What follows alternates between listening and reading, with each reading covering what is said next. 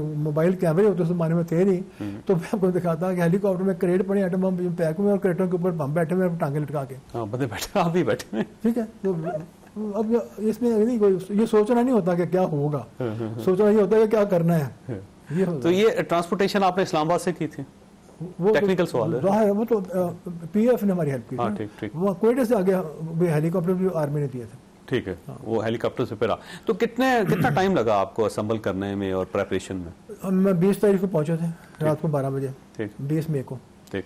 और इंडिया ने टेस्ट किए थे 12, 13, 11 और 13 को।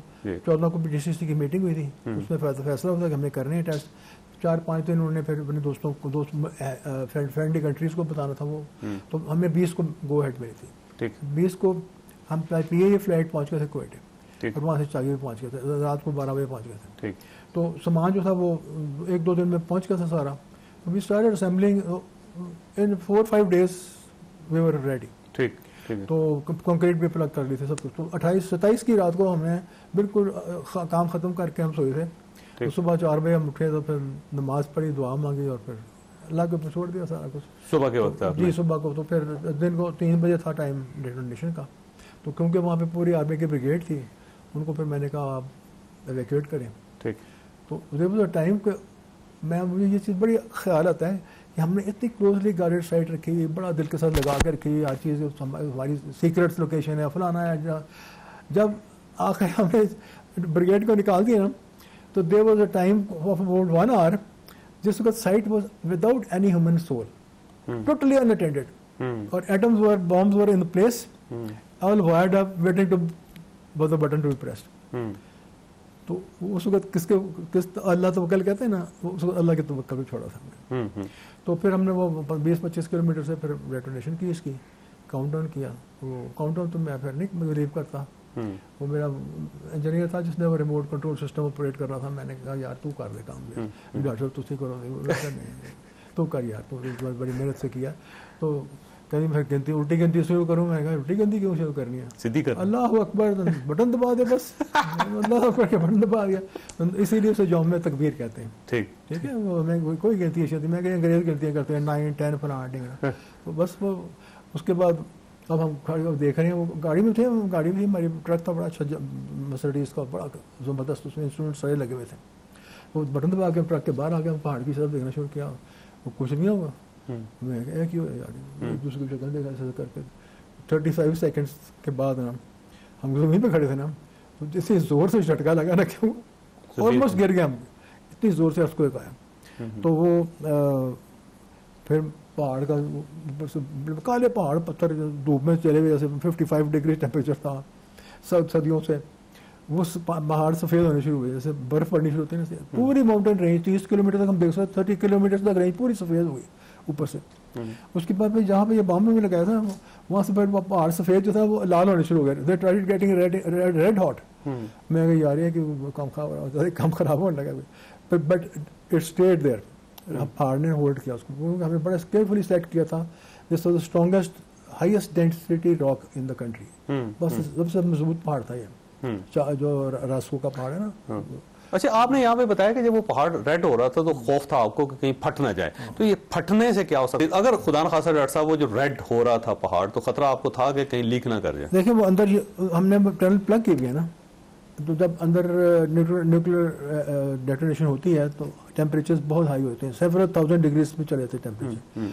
तो पहाड़ पत्थर जो है ये रेड हॉट हो जाते हैं, और ज़्यादा तो और हो जाए तो ये मेल्ट भी हो जाते हैं। मेल्ट हो जाए तो फिर तो ये खुल जाएंगे ना। तो वो मेल्ट होने की नौबत नहीं आई, लेकिन रेड हॉट होने की नौबत आ गई।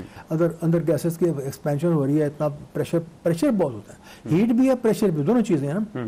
एक तो शॉक वेव है ना जो अर्थक्वेक आया, वो तो ऑस्ट्रेलिया में भी मेजर हुआ और अमेरिका में मेजर हुआ, it went around the world. तो ज़बरदस्त शॉक वेव होती है न्यूक्लियर टेस्ट की। लेकिन वो जो डेवस्टेशन होती है, जो शहर तबाह हुए हिरोशिमा नागासाकी, वो जो हीट वेव होती है और जो ब्लास्ट जाता है प्रेशर का एक विंड ब्लास्ट, उससे बात होती है, बिल्डिंगें गिरती हैं, मेल्ट हो जाती हैं, लाइक स्ट्रक्चर्स वगैरह वगैरह। चागी में आज भी रेडिएशन के इम्कानात हैं या नहीं, खत्म हो गए? वो ऐसे है कि अब आप ये देखें कि टेस्ट करके हुए ना, तो अब हम तो 15-20 किलोमीटर दूर थे, हम तो 8-10 लोग ही थे। ठीक है। अब वो बाकी के मेरे थे ना कोलीग्स कहते हैं ऐसे जाके देखना है, मैं क्या देखना है, कोई टनल पे जाना है। मैंने कहा यार बात सुनो, वहाँ पे वो रेडियो एक्टिविटी ना हो, तो वो अब हमारे पास गाड़ी थी, एक दो जीपी शिप थी, कहते हैं हम काउंटर ले जाते हैं, रेडिएशन मॉनिटर ले जाते हैं। गए वो, तो वो 10-15 मिनट गुजर गए, वो 10 किलोमीटर दूर था, वो वापस ही ना आए, ना उन्होंने कुछ मुझे वायरलेस में बताया कुछ नहीं। मैंने कहा चलो मैं भी जाता हूँ क्योंकि हमने अंधेरे से पहले, ये 3 बजे की बात है, 4 बजे की शाम को खरान पहुंचना था। अच्छा। और रात में आप हेलीकॉप्टर फ्लाई नहीं कर सकते। तो वो अपने तमाशे नहीं कर रहे थे, खुश हुए, बड़े खुश तो बड़े थे ना, जाहिर है इससे ज़्यादा क्या खुशी हो सकती है।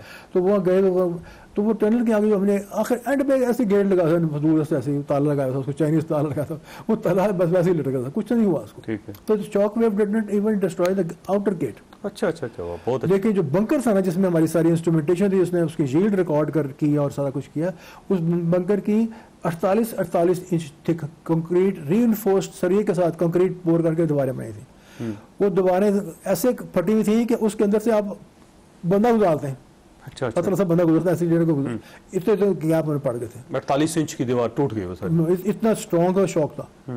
तो लेकिन वो टनल के मुंह के ऊपर था, तो वो शॉक में फिर अमेरिका भी जानी थी ना। तो वो रेडियो एक्टिविटी कोई नहीं थी, मतलब अभी वर देयर, मैं मॉनिटर किया, लीक नहीं ना हुआ कोई चीज़, अगर लीक होती तो फिर काम। अच्छा, एक आज तक भी मिस्ट्री है कि मियां नवाज शरीफ साहब शायद धमाके नहीं करना चाहते थे, या डिवाइडेड था ओपिनियन, कुछ कहते थे छोड़ दें, अमेरिका से पैसे ले लें, कुछ कहते थे हर सूरत करना है। याद है आपको सर क्या फैसला हुआ? बिल्कुल याद है, मैं डीसीसी की मीटिंग में था, मुझे उन्होंने पहले तो यहाँ इंडिविजुअल मीटिंग की थी मेरे से 12-13 तारीख को, फिर मुझे उन्होंने इनवाइट किया था कि डीसीसी की मीटिंग 14 तारीख को हो रही है, तो आपको मैं स्पेशल इन्विटेशन बुला रहा हूँ, डॉक्टर खान साहब को बुला रहा हूँ, आपको बुला रहा हूँ। फिर हम दोनों गए थे उसमें, तो वो सारी डिस्कशन मेरे सामने हुई थी ना, तो उसमें सारे बहुत लोग तो नहीं थे, 14-15 लोग होंगे, प्राइम मिनिस्टर के साथ, इधर मिनिस्टर्स थे, आर्मी चीफ थे, जहांगीर करामत, सर्विस चीफ थे, फाइनेंस मिनिस्टर थे। वो मुझे इसलिए याद है कि उन्होंने कहा था कि ना करो, सरताज अजीज साहब ने कहा, हाँ उन्होंने कहा अमेरिका बहुत सैंक्शन लगा देगा, इकॉनमी खराब हो जाएगा, उन्होंने इकॉनमी का सोचना था ना, तो उन्होंने कहा वो पैसे भी दे रहे हैं तो ले लो। तो हाँ उन्होंने ये कहा, खैर हर सबकी बात है, नवाज शरीफ बहुत डेमोक्रेटिक बंदे, उन्होंने बिल्कुल इंडिकेट नहीं किया कि उनकी अपनी मर्जी क्या। ठीक है। तो उन्हें डिस्कशन स्टार्ट करा दी और कहा चलो भैया floor is open for discussion, उसको पूछो, तू उसको पूछ, उसको पूछ, उसको पूछ। तो फिर उन्होंने डॉक्टर खान साहब को भी एक सवाल पूछा टेक्निकल, कि डॉक्टर साहब अगर हम डिसाइड करें लास्ट मिनट पे आपको भेज दें, टेस्ट करो जाके, आपको अगर भेज दें फर्ज करें, तो आपको कोई ऐसा वक़्त बताएं लम्हा जबकि जिसके बाद कोई पॉइंट ऑफ नो रिटर्न हो, कि भाई अब तो टेस्ट करना नहीं तो बॉम्ब छोड़ के आ जाओ बगैर डेटोनेट के, वो पॉइंट ऑफ नो रिटर्न क्या होगा। तो डॉक्टर खान साहब ने कहा कि वो तो कोई मसला ही नहीं है, जब आप कहेंगे वो डेटोनेटर से उतार देंगे तो बस बाहर आ जाएंगे। यानी वो भी नहीं चाहते थे को? नहीं, तो उन्होंने कहा ये आसान है, आप कह देंगे ना करो तो हम नहीं करेंगे, तो बॉम्ब उठा के बाहर घर लेंगे, तारे उतार के खोल के। तो फिर वही सवाल उसके बाद नेक्स्ट फिर मुझे पूछा, तो मैंने कहा भाई जिसको कंक्रीट हो गई ना प्लग, फिर नहीं हो सकता, उन्होंने नहीं है काम होता, तारे शारे अंदर ने आपके कंक्रीट तोड़े जाएंगे तो बम भी टूट जाएंगे। तो इसलिए ये पॉइंट ऑफ नो रिटर्न है, बम कंक्रीट का पहला प्लग डालने से विद इन 1 आवर, जब कंक्रीट हार्ड होगी तो खत्म, अब कुछ नहीं हो सकता। अच्छा डॉक्टर साहब ये फरमाइएगा कि देखें जो पहला बम चला था 1945 में चला था हिरोशिमा में, वो बम और आज के बम क्या फ़र्क है? देखिए वो बम और आज के बम में फ़र्क ये है कि वो था कोई 10-12 किलो टन के बम से दोनों, ठीक है। उसका साइज़ तो था कोई तकरीबन 2 metre 3 metre 2.5 metre, little boys, little boy आप जहाज से गिराया था उन्होंने, और आम जहाज से गिराया था वो, जैसे आपको C-130 वाला जहाज होगा, बोइंग से उन्होंने गिराया। अब बॉम्ब का जो आपका मिनिएचर जो आपका है, जो शाहीन 1 में लगता है, जो बॉम्ब इतना सा है बिल्कुल ही, उसकी यील्ड उससे ज़्यादा है। तो एक तो मिनिएचराइजेशन बहुत अच्छी हो गई है, बॉम्ब का डिज़ाइन बहुत इंप्रूव कर गए हैं, एफिशिएंसी में बहुत हो गई है। वो जो इतना सा लगता है कि टैक्टिकल वेपन में, वो भी बड़ी बला है, वो 5-6 इंच का है। तो वो वजन में कितना होगा वैसे? वजन में वो जो बड़े बॉम्ब हैं हमारे 10-12 kg के, उनका वजन जो वहाँ हिरोशिमा वाले बॉम्ब से उससे तकरीबन 115-120 आता है। ठीक है, बहुत छोटे बॉम्ब है। तो क्योंकि मिसाइल सबसे छोटा हमारा, अगर बहुत बड़ा लगाएंगे तो मिसाइल की रेंज नहीं फिर होती ना, you have to make it compact and light. और आज अगर खुदा ना खास्ता ये बम चल जाते हैं तो हिरोशिमा से 10 गुना, 15 गुना, 50 गुना ज्यादा तबाही आएगी। बहुत ज़्यादा तबाही, तो वो डिपेंड करता है ना कि अल्लाह ना करे ये नौबत आए, लेकिन हम लोगों को डराना नहीं चाहते, लेकिन हम लोगों को ये बताना चाहते हैं कि हमारे दुश्मन को पता होना चाहिए, क्योंकि उसके पास है ये कि वो ऐसे जैसे ऊपर लीडरशिप ऊपर उनका इस तरह को अनस्टेबल लीडरशिप उधर बैठे, तो वो जब उनका दिल कर उठा के हमारे सिर पे नहीं मार सकते, क्योंकि अगर ऐसे मारेंगे तो उनका भी अपना सिर फटेगा, हम भी उनका सिर तोड़ सकते हैं। ठीक, इसलिए डिटरेंस के लिए बनाया। आखिरी मैसेज आप मोदी साहब को देना चाहेंगे क्योंकि इस वक्त वो देख रहे होंगे आपको। मोदी साहब बुजुर्ग आदमी हैं, लेकिन मेरे से उम्र में छोटे हैं, तो I don't have to respect him like an elder, लेकिन I do respect him as a head of neighbouring state, हमारे नेबर हैं, तो उनको ये ख्याल रखना चाहिए कि अपने जो भी आपके इलेक्शन इश्यूज़ हैं, जो आपके लोकल इश्यूज़ हैं, जो आपके कंपल्शंस हैं, जो इंटरनल प्रेशर्स हैं मुल्क के अंदर डेमोक्रेसी के होते हैं, कई वहाँ पे मूवमेंट्स लगी हुई हैं, कोई नागालैंड तो कोई कुछ, तो कोई सिखों की कोई कुछ, तो आप अपने प्रेशर्स को आप खुद उनको बेयर करें और उठा के पाकिस्तान की तरफ मत फेंकें उनको। और इस फ्रेंजी में फिर जब आपका प्रेस आ जाता है, आपकी मीडिया आता है, तो फिर आप बात बढ़ जाती है और आप भी लिमिट क्रॉस करने की कोशिश फिर करेंगे, तो ये नौबत ही ना आ रही थी। आप समझदार आदमी हैं, you are head of state, तो बिहेव मेच्योरली, क्योंकि इधर इस तरफ जो बैठे हैं ना, ये भी बड़ी फायर ब्रांड कॉम है, ये मार्शल रेस बैठी है इधर वो पेंसिल कागज वाले बंदे नहीं बैठे, इधर मार्शल रेस बैठी है, जो पूरे ब्रिटिश आर्मी यहीं से रिक्रूट होती थी, तो सेकंड वर्ल्ड वॉर भी इंग्लैंड ने से ही लड़ी है बैठ के। तो ये जो कौम है, अगर इसका दिमाग खराब हो गया तो फिर आपकी शामत आ जाएगी। डॉक्टर साहब आपका बहुत बहुत शुक्रिया, खासा आपने गुफ्तगू सुनी, फैसला आपने खुद करना, अल्लाह ताला आप और आपके अहले खाना को हर किस्म की मुसीबत से महफूज रखे। अल्लाह हाफिज़ एंड पाकिस्तान जिंदाबाद।